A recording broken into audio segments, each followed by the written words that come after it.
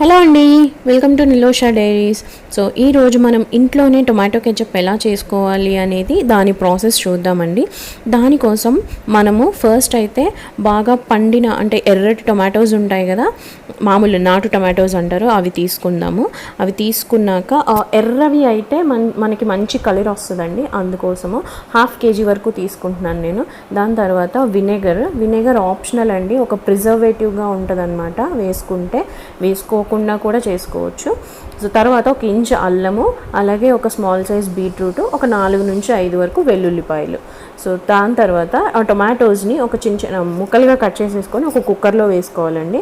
అలాగే బీట్రూట్ ఎందుకు అంటే మంచి టెక్స్చర్ని, మంచి కలర్ని ఇస్తుంది న్యాచురల్గా మనకి, అందుకోసము. అలాగే మనం తీసుకున్న వెల్లుల్లిపాయలు, అల్లం కూడా ఒక కుక్కర్లో వేసేసుకొని ఒక 1.5 టీ స్పూన్ వరకు వినేగర్ వేస్తున్నాను అండి నేను.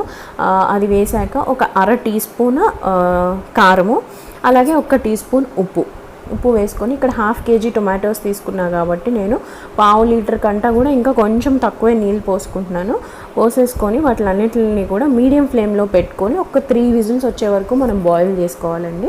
ఒక 3 విజిల్లు వచ్చిన తర్వాత ఇలా అయిపోతుంది.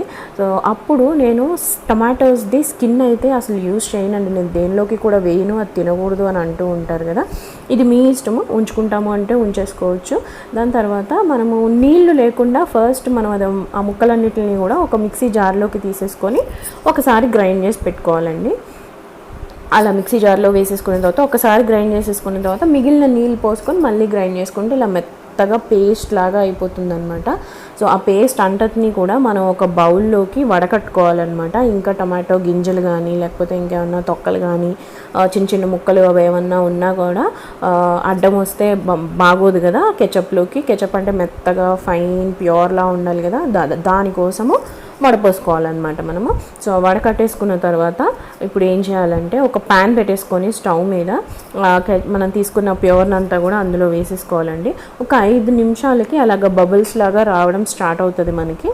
సో అవి వచ్చిన తర్వాత షుగర్ యాడ్ చేసుకోవాలండి. ఇక్కడ 1/2 కిలోకి నేను ఒక 40 గ్రామ్స్ షుగర్ వేస్తున్నాను.